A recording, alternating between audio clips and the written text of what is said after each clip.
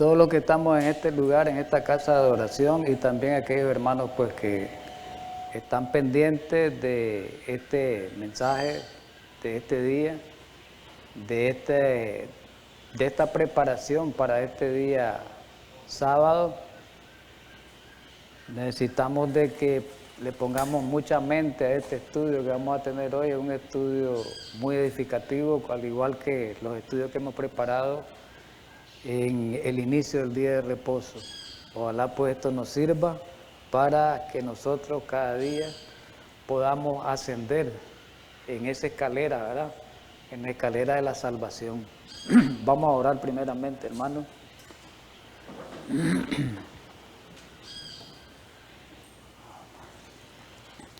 Amante Padre Celestial, en esta tarde, una vez más, agradecido con usted de nuevo, porque vamos a iniciar en este día especial este tema preparatorio para el día de mañana.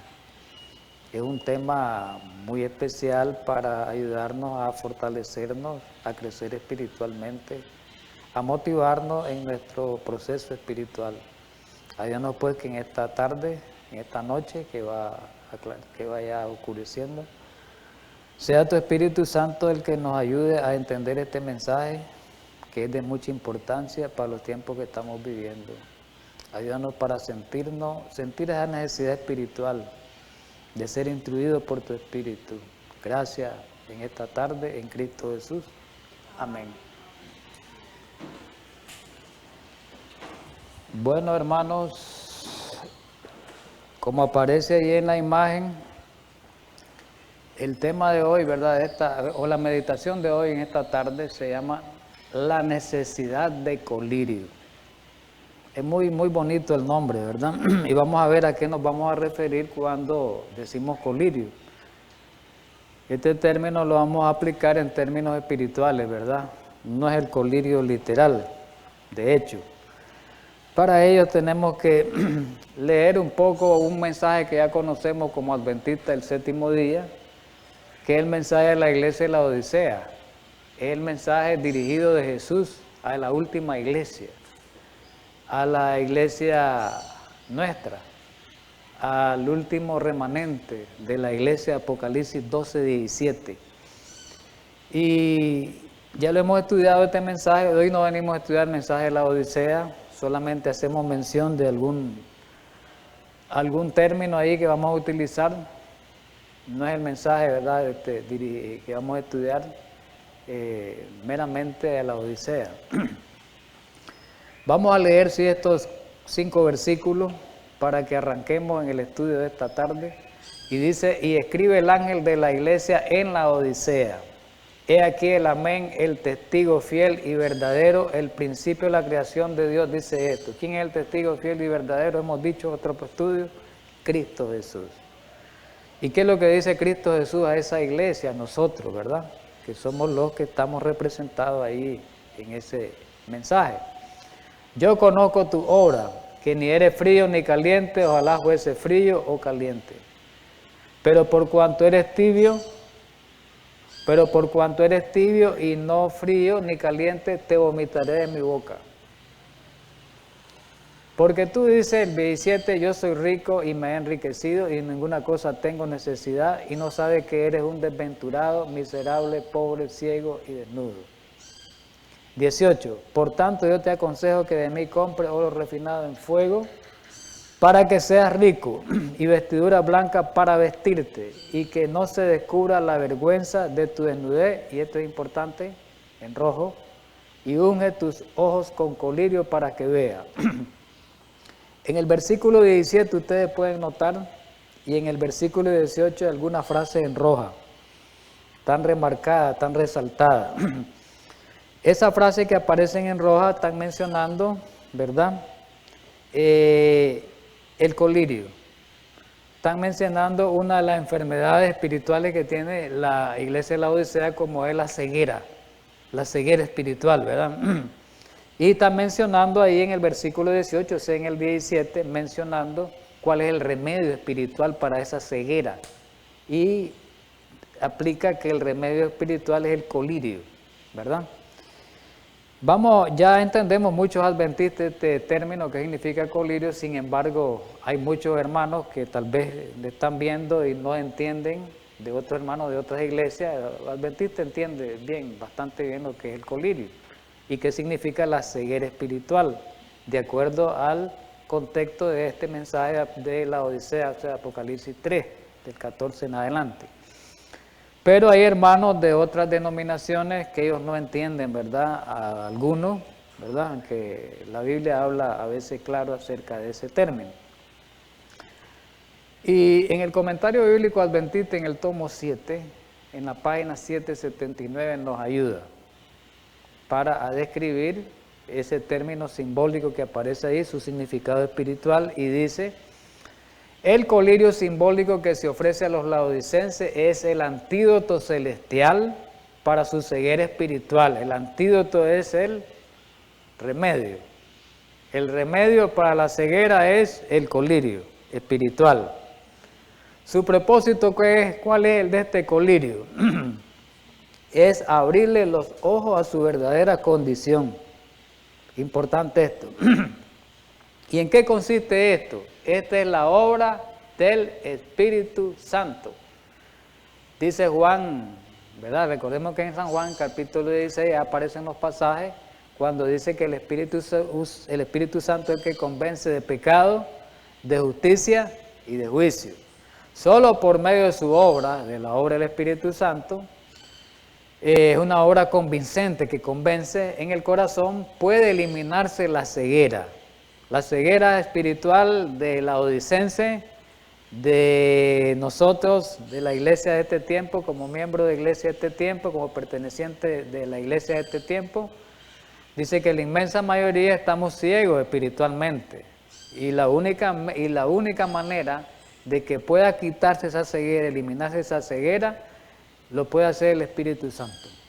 El Espíritu Santo es el que puede hacer eso. Y aquí mismo, ya en el escrito inspirado, en Joya de los Testimonios, en el tomo 1, en la página 479, ahí nos habla con más claridad, ¿verdad? Dice que el colirio, ¿qué cosa es? Es aquella sabiduría y gracia. Es sabiduría y gracia que habilita para discernir entre lo malo y lo bueno y para reconocer el pecado bajo cualquier disfraz. O sea, el colirio, ¿qué cosa es? Es la sabiduría que da Dios, es la gracia que da Dios, para que podamos distinguir, discernir entre lo que es bueno y lo que es malo. Quiere decir que la persona que no tiene colirio no discierne de lo que es bueno y lo que es malo, y a lo malo le puede llamar bueno y a lo bueno le puede llamar malo, como dice el profeta del Antiguo Testamento, Isaías. Miren, y dice aquí que Dios ha dado a su iglesia, está hablando de este tiempo, ojos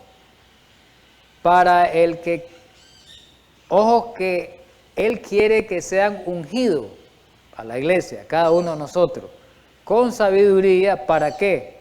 Para que miremos claramente.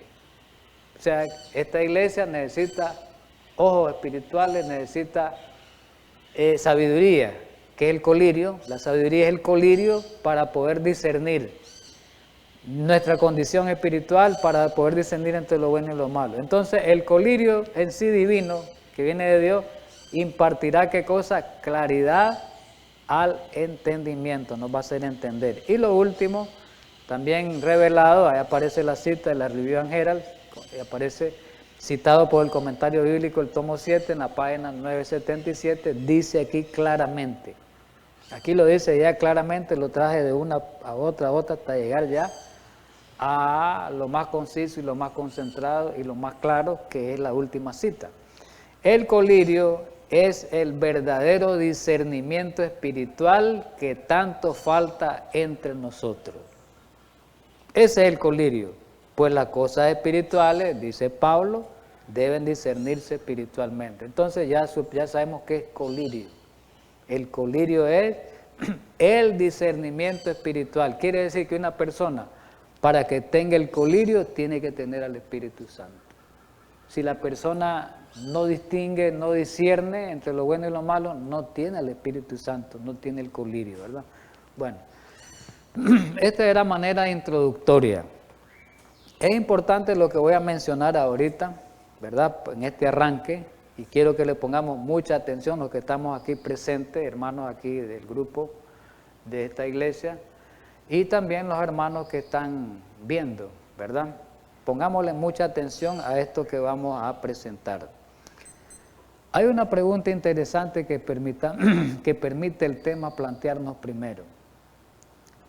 ¿Quiénes esperaban a Jesús en su primera venida? Porque hoy nosotros, como última iglesia, estamos esperando a Jesús en la segunda venida. Pero la iglesia judía esperaba a Jesús en la primera venida, nosotros lo sabemos, ¿verdad? Como respuesta decimos, ¿quiénes esperaban? La iglesia judía. Pero hay algo interesante. Hay algo interesante. Hoy decimos nosotros esperamos a Jesús, la iglesia adventista, los adventistas. Pero la verdad, mis queridos hermanos, no todos los profesos adventistas hoy esperamos a Jesús. No. En la teoría sí lo sabemos, pero en la preparación estamos distantes, estamos a distancia larga de que nosotros estemos esperando a Jesús. Igualmente ocurrió con la primera venida de Jesús en el tiempo de los judíos, en el tiempo de Jesús. La iglesia judía esperaba a Jesús. La iglesia en ese tiempo de Jesús, ¿verdad? Durante 1000 y pico de años esperaba a Jesús. Esperaba a Jesús, después de Moisés, pues, pero sabemos que a Jesús se esperaba desde mucho antes, pero planteémoslo desde ahí, de la iglesia de Israel, pues. Esperaban a Jesús. En los días de Jesús, los fariseos, los saduceos, los judíos de ese tiempo esperaban a Jesús, supuestamente. Jesús estaba revelado en su primera venida tan claramente. Habían profecías concernientes a la primera venida de Jesús. Y una de las profecías más claras, mejor definida, más precisa y hasta cronológicamente era y presentaba la hora del Mesías, era la profecía de las 70 semanas, descrita en Daniel capítulo 9, versículos del 24 al 27. Pero, y habían otros indicios, otras señales, mediante el cual el pueblo judío podía haber identificado al Mesías en su primera venida. Por ejemplo, en Miqueas 5:2 me daba una señal que el Mesías, Jesús, iba a nacer en Belén. Isaías también daba muchas señales. Una de las señales grandes que daba Isaías es que iba a nacer de una virgen. Isaías 7:14. Habían muchas señales, ¿verdad? En el Salmo, etcétera. No vamos a hablar de eso, porque no venimos a hablar de las profecías.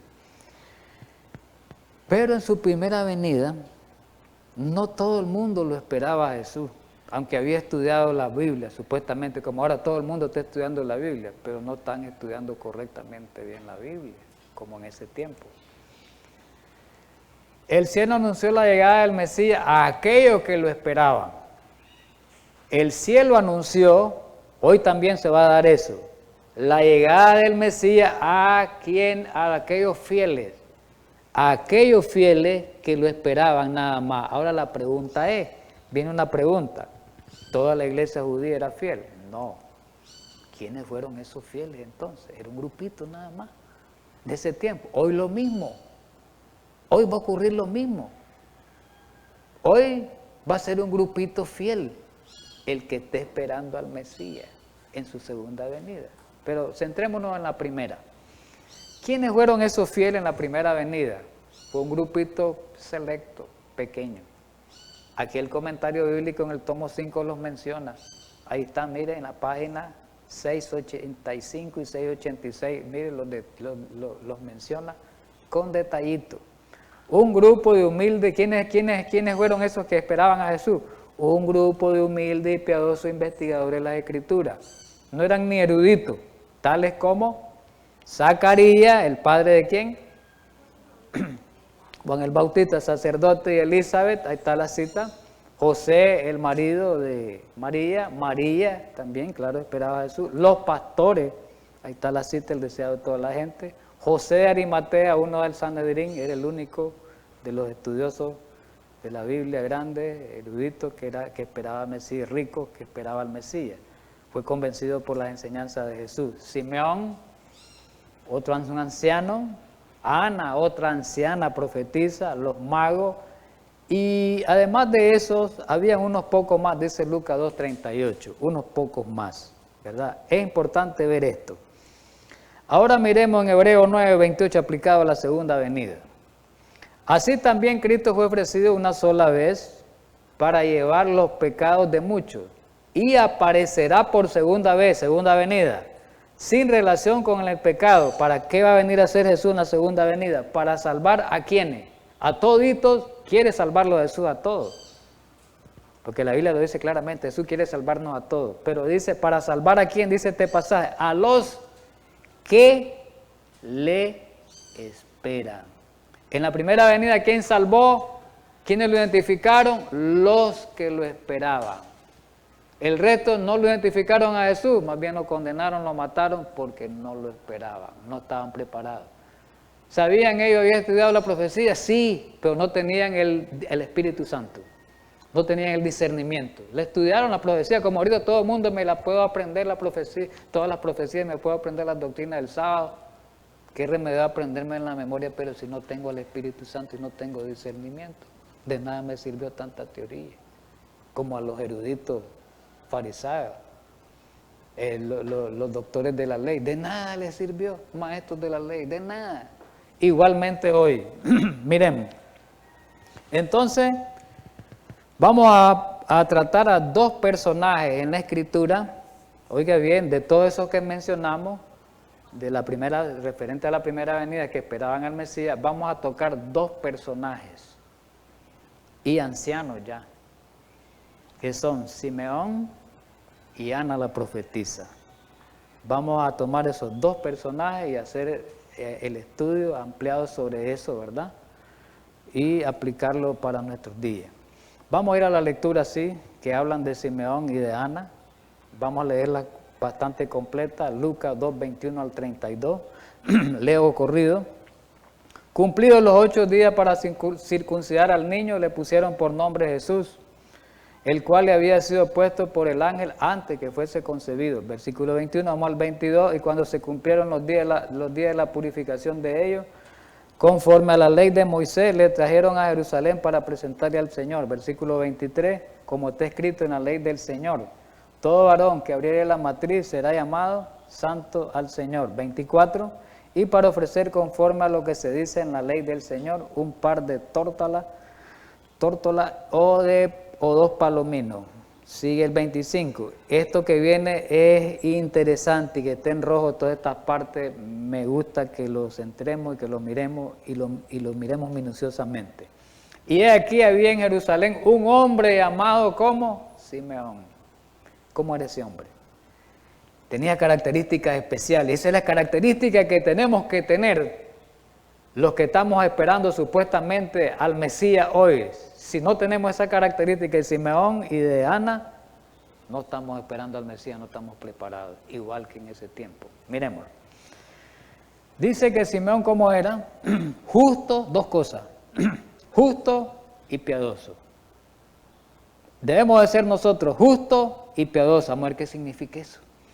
Esperaba la consolación de Israel y el Espíritu Santo estaba sobre él. Es decir, para tener el Espíritu Santo ahora tenemos que ser dos cosas, justo y piadoso.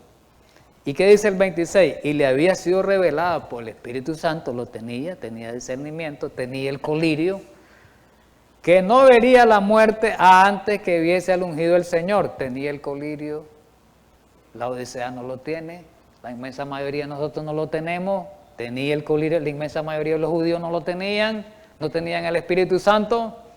¿Y qué dice el 27? Y movido por el Espíritu, ¿a dónde llegó él? Al templo lo llevó el Espíritu Santo. ¿Y qué ocurrió en el templo ese día? Pues la presentación del niño Jesús. ¿Y qué pasó? Y cuando los padres del niño Jesús lo trajeron al templo para hacer por él conforme al rito de la ley, ¿qué pasó? Él lo tomó en sus brazos y ¿qué dijo? Bendijo a Dios diciendo que ahora, Señor, despide a tu siervo en paz conforme a tu palabra. Lo que le había pedido al Señor se lo concedió y Dios se lo reveló, porque han visto mis ojos ¿a quién? Al Mesías. Traduzcámoslo así, han visto mis ojos al Mesías, la salvación. la cual has preparado en presencia de todos los pueblos, luz aquí se refiere a Jesús, luz para revelación a los gentiles y gloria de tu pueblo Israel. Qué interesante esto, hermano, qué arranque más lindo es. La pregunta es, ¿qué se dice de Simeón? ¿Qué dice la Escritura de Simeón? ¿Cómo lo identifica? La Escritura a través de dos palabras lo identifica a Simeón, dos palabras que ya las mencionamos, justo y piadoso. En el diccionario bíblico adventista nos gustaría que lo miremos lingüísticamente qué significa el justo y piadoso, es muy importante la lingüística de esta terminología. Simeón dice el diccionario bíblico, página 928, Simeón era justo. ¿Por qué? Porque lo demostraba en su conducta para con su prójimo. Entonces quiere decir que nosotros, ¿cuándo vamos a ser justos? Cuando demostremos conducta, buen comportamiento para con nuestro prójimo. Ahí somos justos. Justicia. Y piadoso, ¿qué cosa es? Es una palabra que se deriva de la palabra piedad. Esta palabra en su lengua original, ¿cuál es en griego? Eusebia. ¿Qué significa santidad, religión? ¿Qué quiere decir piadoso? Alguien que es santo, alguien que es consagrado. Entonces, Simeón, ¿cómo era? Justo y consagrado al Señor. Ahí cumplía los 10 mandamientos. El amor hacia el prójimo a través de lo justo, el amor hacia Dios a través de lo piadoso, los mandamientos, y el amor al prójimo a través de la justicia y de lo justo. Eusebia enfatiza la idea de piedad y reverencia hacia Dios. Estas dos palabras, como lo decía yo anteriormente, definen la verdadera religión que Jesús dijo cuando le hizo la pregunta el fariseo, el doctor de la ley, que cuál es el gran mandamiento. Jesús le dijo que habían dos grandes mandamientos, dos grandes principios registrados en Mateo 22, del 37 al 40 está, pero puse ahí 38, donde le dijo que eran dos, no era uno, eran dos. Amar al prójimo como a ti mismo y amar a Dios, las dos. Primero, amar a Dios, y amar al prójimo. Ahí se centraba la ley, dijo. Y en Miqueas 6:8 en el Antiguo Testamento habla también de estos dos términos, estas palabras. Y dice en Miqueas 6:8, oh hombre, Él te ha declarado lo que es bueno, ¿y qué pide Jehová de ti? Solamente hacer justicia y amar misericordia y humillarte ante tu Dios. Ahí están la verdadera religión, los 10 mandamientos. En otras palabras, hablemos ya, cerremos con Simeón en la parte bíblica y lingüística. Simeón, que era un verdadero hijo de Dios. En obediencia a su palabra, esperaba con ansiedad. Oiga bien cómo esperaba Simeón a Jesús. Esperaba con ansiedad el cumplimiento de la promesa del Mesías venidero. La pregunta es, ¿nosotros estamos esperando con ansiedad el cumplimiento de la venida del Mesías, del segundo venimiento de Jesús? Estamos esperándolo con ansiedad. Quiere decir que estamos teniendo una buena preparación. Quiere decir que somos piadosos. Quiere decir que tenemos al Espíritu Santo y somos justos. ¿Será que estemos en esa condición? Si no estamos en esa condición, somos mentirosos, no estamos esperando al Señor. Somos como los judíos, unos tantos de más que decían que lo esperaban y eran mentiras. Pongámosle en mente a este estudio, hermano. Si no le ponemos mente, es un estudio más que pasa. No hagamos esto de que un estudio más que pase. Y ya pasó, ya me entró aquí y me salió por el otro lado. No, hermano, no es así. Y dice el deseado de toda la gente, espíritu y profecía. Miremos lo que dice Simeón, miremos lo que dice de esa escena, de ese día. Al entrar Simeón en el templo, vio a una familia que presentaba a su primogénito al sacerdote, José y María. Su aspecto indicaba pobreza, pero Simeón comprendió, mire clase de discernimiento al Espíritu, las advertencias del Espíritu, y tuvo la profunda impresión de que el niño presentado al Señor era la consolación de Israel. ¿Era quién? El Mesías. ¿Qué es lo que tuvo? Dice, una profunda impresión, no de él. ¿Quién le puso esa profunda impresión? El Espíritu Santo. No voy a leer literal. ¿Y qué pensó el sacerdote? Cuando Simeón identifica al Mesías y comienza alegre, de gozo, a hablar, como quien dice, a predicar sobre ellos, este está en éxtasis, este está, como quien dice, está alucinando. Eso es lo que dice aquí. ¿Qué es lo que más dice? Dice lo demás de que el espíritu y profecía estaba sobre este hombre de Dios. Él menciona ahí, ¿verdad?, que el niño había sido devuelto a María, dice la cita, y él lo tomó en sus brazos y lo presentó a Dios, mientras que inundaba su alma un gozo que nunca sintió antes. Mientras elevaba al niño Salvador hacia el cielo, exclamó: ahora despides, Señor, a tu siervo conforme a tu palabra. Ya miré al Mesías en paz, porque han visto mis ojos al Mesías, por así lo digo, así quiere decir esto, la cual ha aparejado en presencia de todos los pueblos, luz para ser revelada a los gentiles y la gloria de tu pueblo Israel. El espíritu y profecía, dice, estaba sobre este hombre. En el mismo capítulo 2 del Evangelio de Lucas aparece otro testigo, inspirado por el Espíritu Santo, que identificó al Mesías, que tenía el Espíritu Santo, que identificó al Mesías en aquel niño. ¿Quién era? Ana, la mencionamos al principio del estudio. Vamos a leer Lucas 2 del 36 al 38 para que miremos quién es Ana, las características de Ana que presenta ahí. Dice en el 36, Ana estaba ahí en esa misma escena, en ese mismo día, en esa misma reunión que fue presentado Jesús y que lo identificó Simeón. Ahí estaba Ana. Estaba también ahí Ana, profetisa, hija de Fanuel, de la tribu de Aser, de edad, ¿cómo era Ana? Jovencita, no, de edad muy avanzada. Era una anciana. Mire, una anciana esperando al Mesías. ¿Qué les parece? Mire qué promesa para los ancianos hoy, que deberían estar esperando al Mesías, hoy en su segunda venida. Así deberían estar como Ana. Pues había vivido con su marido 7 años de su virginidad y era viuda, hacía 84 años, y no se apartaba del templo Ana, porque ella decía, el Mesías va a aparecer el Mesías aquí, va a aparecer. Y dice, sirviendo de noche y de día, con ayuno y oraciones. Esta, ¿quién? Ana, presentándose en la misma hora ¿de cuál? Cuando Simeón daba gracias a Dios. ¿Y qué hizo Ana? Predicó. ¿A quiénes predicó?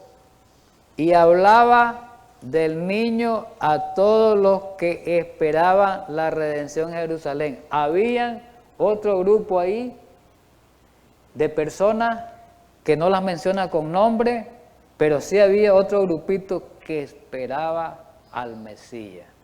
Y Ana y Simeón les profetizaron, Ana y Simeón les dieron el mensaje que ese era el Mesías identificado. Mire qué lindo eso, ¿verdad?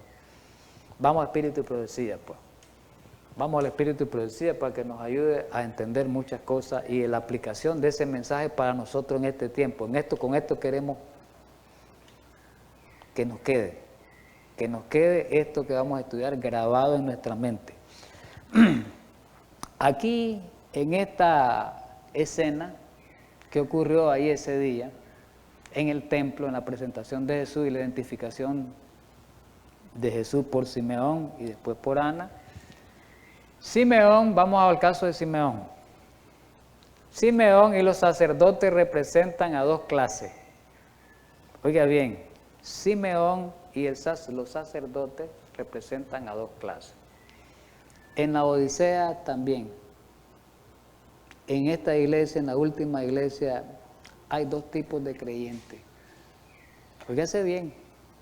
Hoy hay dos, por eso la Biblia identifica trigo y cizaña, pues ya sabemos, pero miremos aquí cómo lo identifican. Dos tipos de creyentes. Pregunto, ¿Simeón era judío? Sí.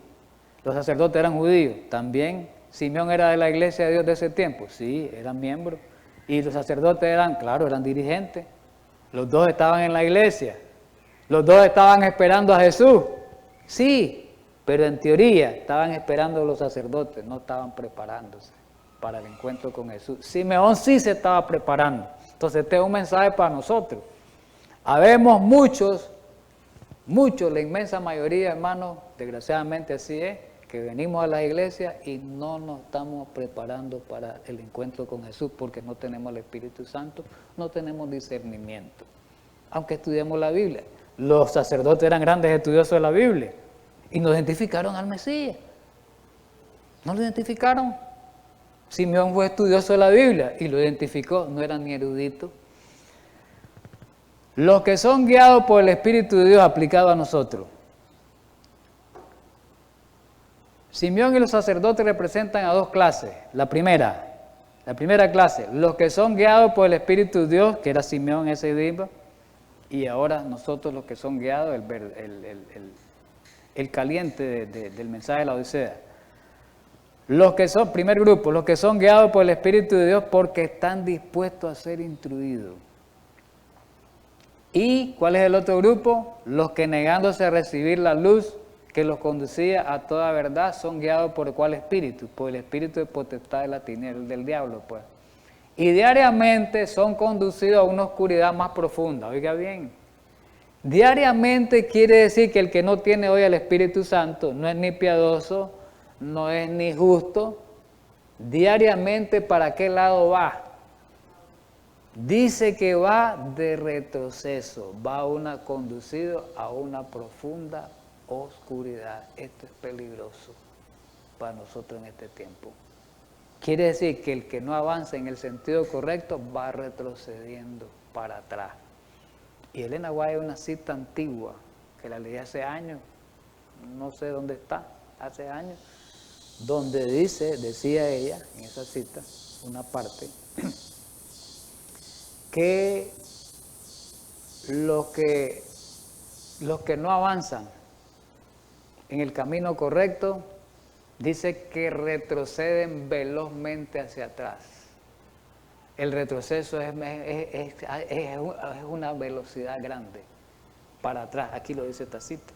Simeón entendió por iluminación divina la misión de Cristo. Lo entendió Simeón.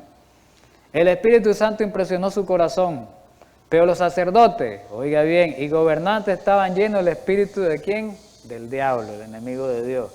Y el mismo espíritu aplicado hoy a la iglesia, a nosotros, y el mismo espíritu influye hoy en las mentes humanas dominado por el poder, dominado con poder el corazón de los hombres y anulando las exhortaciones del espíritu.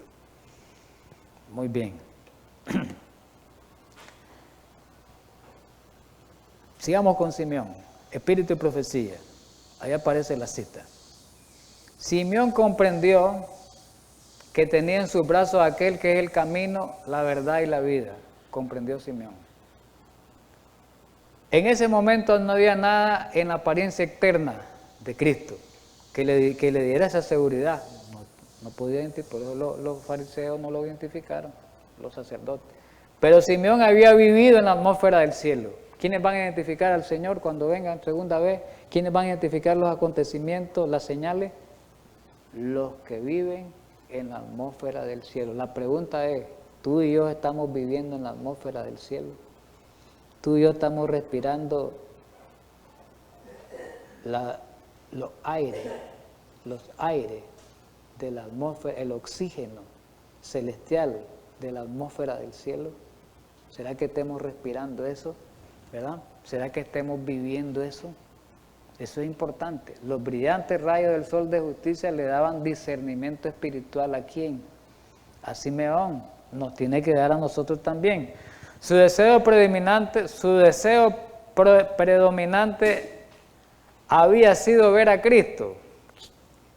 Muchos decimos, quiero ver a Cristo. Pero la vida es contraria a la preparación que debe llevar todo el que quiere ver a Jesús, ¿verdad? Y miremos,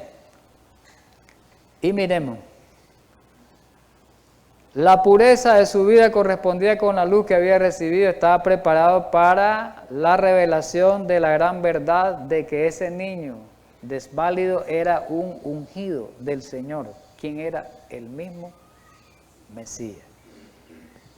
Gozo y regocijo transfigurado en su rostro. ¿De quién? ¿Qué sintió Simeón cuando tuvo en sus brazos a Cristo, al Mesías? Gozo y regocijo. Y dice que su mente, me salta un poquito, iluminada, recibió la luz que fluía de la fuente de toda luz. Vio que Cristo era la esperanza tanto de los gentiles como de los judíos. ¿Y qué más? En su mente, ¿de quién? De Simeón, no existían las murallas de la tradición levantadas por el prejuicio judaico. Comprendió que el Mesías debía traer redención a todos. Es decir, la mente de él no estaba contaminada por la tradición como la tenían los judíos. La tradición de sus leyes, de sus mandatos, que eso había opacado verdaderamente la obra de Cristo, y por eso no identificaron al Mesías los judíos. Muy importante lo que viene. La siguiente cita se refiere a Simeón y a Ana, la profetisa, los dos. Ya vimos lo de Simeón aplicado, ¿verdad? Ahora vamos con los dos. Está en el deseo de toda la gente en la página 37 y 38. Estos humildes, ¿quién? Ana y Simeón. Estos humildes adoradores no habían estudiado la profecía en vano. No, ellos estudiaron la profecía. Y no la estudiaron en vano. Entendieron la profecía mejor que los estudiados, que habían estudiado teología, mejor que ellos. Hoy va a ser lo mismo. ¿Se acuerdan el tema que tuvimos?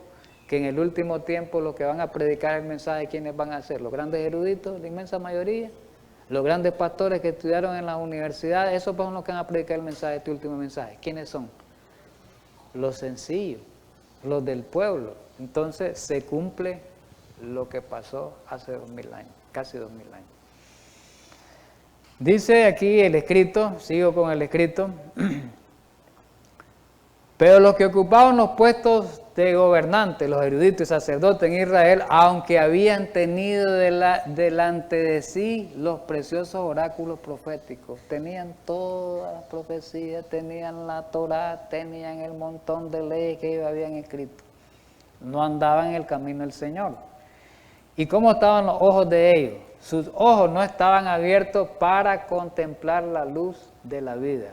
¿Y qué va a pasar ahora? Lo mismo dice, así sucede todavía, hermano. Están los dos grupos dentro del pueblo de Dios, los Simeones y los sacerdotes. La pregunta es, ¿a qué grupo pertenece usted o pertenezco yo? ¿Al grupo de los Simeones o al grupo de los sacerdotes? Es interesante esto. ¿Y qué pasa con los sacerdotes, el grupo de los sacerdotes hoy? Los que no tienen al Espíritu Santo, ¿qué pasa? Porque se dice que así sucede todavía hoy. Pasan inadvertidos para los dirigentes religiosos, dice, para los que adoran en la casa de Dios, que pasan inadvertidos los acontecimientos en los cuales se concentra la atención de todo el cielo. Pues le digo, un mensaje, oímos el mensaje, lo oí bonito, me impresionó el sábado, ya el lunes, el domingo, lunes, martes, estamos en la misma vida. Y a veces ni apreciamos bien el mensaje. A veces está más la gana, llegamos al templo como por compromiso. Los hombres reconocen a Cristo en la historia mientras se apartan del Cristo viviente. El Cristo que en su palabra invita a la abnegación, el que está en los pobres y dolientes, que suplican ayuda, en la causa justa que entraña pobreza, trabajo y oprobio, no es recibido por quienes más ávidamente hoy que hace 1800 años. Pregunta para nosotros hoy, ¿por qué en la iglesia de hoy, remanente, carecemos de la experiencia espiritual que tenían Simeón y Ana? ¿Por qué? ¿Por qué no hay Simeones y Ana casi? Solo sacerdotes. ¿Por qué? Elena White nos ayuda un poco en el libro de Hechos, en un manuscrito, ¿verdad? Aplicando Hechos 1, ahí está el escrito, ¿verdad? En manuscrito del 2 del 9 de marzo de 1890. ¿Qué dice ella ahí? Hermanos, dice, podemos recibir esta bendición si nos acercamos a Dios de todo corazón. Cuando nos vaciamos de todo tipo de prejuicios, eso fue lo que pasó con Simeón y Ana, de toda duda e incredulidad, entonces podremos esperar el derramamiento del Espíritu de Dios, pero no tenemos el Espíritu Santo. Y decimos que lo estamos recibiendo en lluvia temprana, pero unos cuantos. Hay pocos Simeones, habemos poca Ana, pocos Simeones, poca Ana. Ese es un problema serio, ¿verdad? Nuestra mente es muy prejuiciosa e incrédula. Oigamos bien, nosotros somos incrédulos. Sí, va a venir Jesús. Va a venir, pero no me estoy preparando para que va a venir Él. Somos propensos a pensar mal de los hermanos. Habemos muchos criticones, chismosos dentro de la iglesia. Todos esos pecados son los que hacen de que nos permiten no tener al Espíritu Santo. Levantamos prejuicios anticipados. Hay mucha sospecha, hay malicia, es decir, también todavía somos incrédulos porque leemos las Escrituras. Esto es importante. Y no la creemos, o creemos lo que nos conviene o nos beneficie. Nada más, eso es todo. La pregunta es ahora, para no quedar en esa condición, como Dios le da el remedio a la Odisea, la pregunta es, ¿cuál es el remedio que necesitamos para salir de esta condición? Que no tenemos al Espíritu Santo, que no tenemos colirio espiritual. ¿Cuál es el remedio? Juan 17:3, ¿qué dice esa palabra de Dios? Y esta es la vida eterna, que te conozcan a ti, al único Dios verdadero, y a Jesucristo, a quien ha enviado. ¿Cuál es el remedio? Conocer a Jesús. Pero todo el mundo dice, si yo conozco a Jesús, porque yo leo las Escrituras. Todos los días yo leo la Escritura. Todos los días me levanto de madrugada a estudiar la matutina en los adventistas. O estudiar el mensaje todos los días, dice. ¿Es bueno eso? Claro que sí. Pero aquí nos habla, este conocimiento de San Juan 17:3 no es un conocimiento en teoría. Es un conocimiento experimental de la gracia de Cristo en el ser humano. Conocer a Dios, ¿qué significa? Es intimidarse con Él. Intimidarse con Él. Es alcanzar, tener una plena comunión, una armonía con Él. Es algo más que un conocimiento de teoría, de letra. Es un conocimiento experimental, viviente, que nos va a conducir a la vida eterna. No hay salvación solo en que nosotros conozcamos, solo en la teoría, no hay. Pero tampoco hay salvación sin conocimiento. ¿Estamos claros? Pero Jesús dio un mensaje claro también, referente a esto, del conocimiento, de conocerlo a Él. En San Juan 6, del 53 al 56, dentro del contexto del pan, ¿verdad? Espiritual. Jesús le dijo en el versículo 53, de cierto os digo, ¿verdad? Si no coméis la carne del Hijo del Hombre y bebéis la sangre, no tenéis vida en vosotros. Y dice el 54, el que come mi carne y bebe mi sangre tiene vida eterna. ¿Y qué va a pasar? Yo le resucitaré en el día postrero.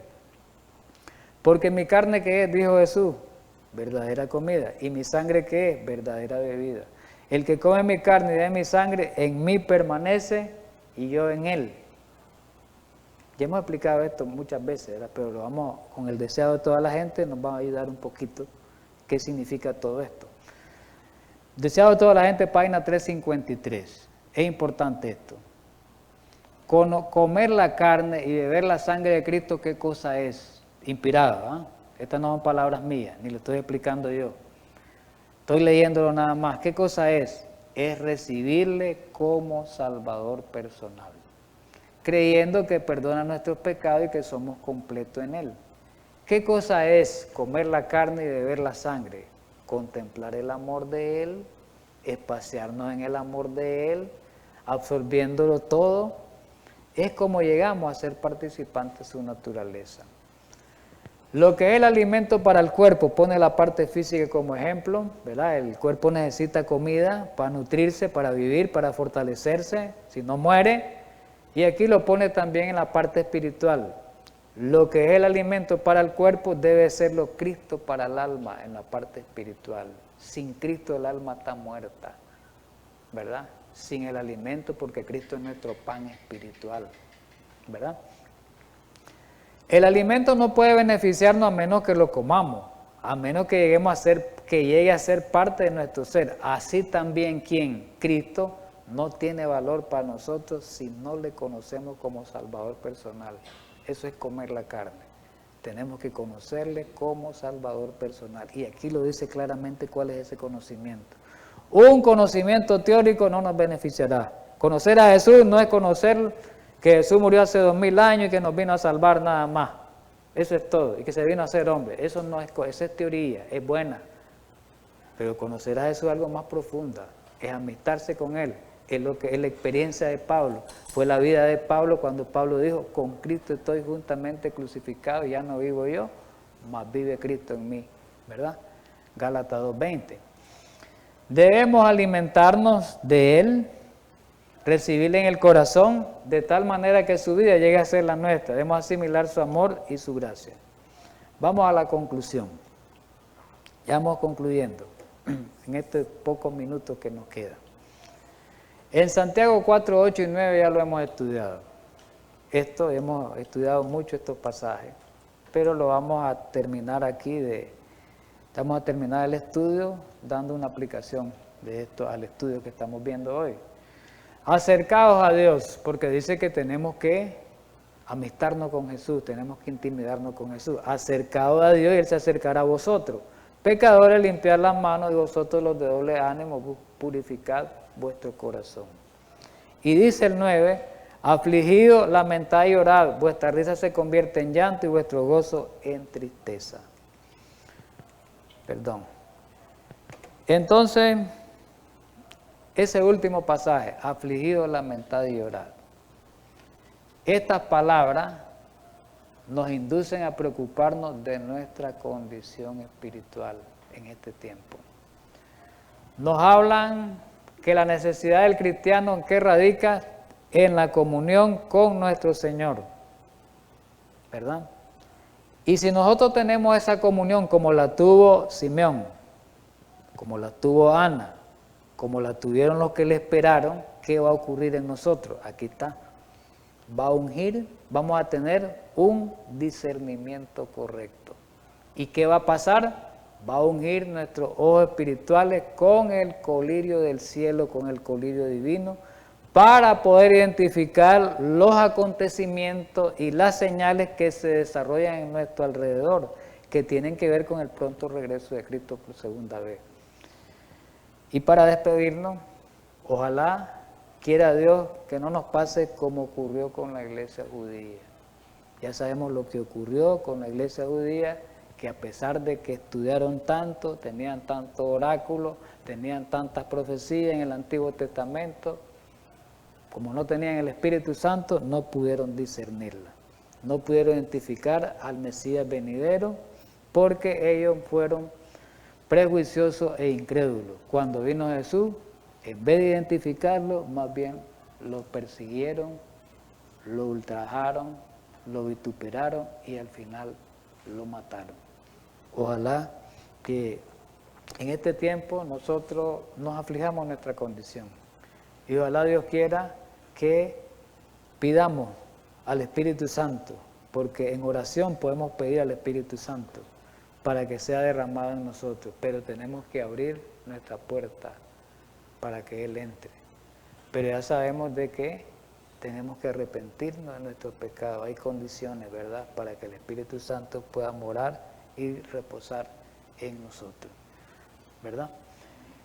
Muy bien, entonces vamos a tener unas palabras de oración para terminar y que Dios esta meditación y que Dios nos ayude, que Dios nos guarde en esta tarde, en esta noche, para que podamos entender esta palabra y podamos enriquecer nuestra experiencia espiritual y podamos arrepentirnos de nuestros pecados para que Dios nos dé al Espíritu Santo y tengamos ese discernimiento y podamos identificar al Mesías en su segunda venida, como lo identificó Simeón, Ana y lo que lo esperaba.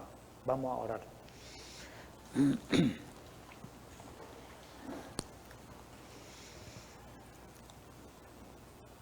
Amado Padre Celestial, infinitamente gracias en esta tarde. Ha sido un privilegio haber arrancado con este estudio preliminar del sábado, del día de mañana, de la devoción matutina. Este estudio ojalá nos sirva para fortalecernos, para ayudarnos, y ojalá pues que podamos pedir ese colirio que tanto necesitamos, para que salgamos de esa ceguera espiritual en la que estamos sometidos.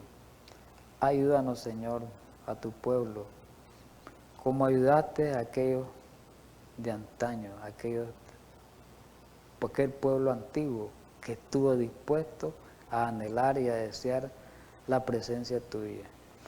Indúcenos al arrepentimiento, a un arrepentimiento sincero y de corazón y verdadero, para que podamos estar preparados para un encuentro contigo y el Espíritu sea derramado en nuestras vidas. En Cristo Jesús te rogamos y te pedimos esto. Amén.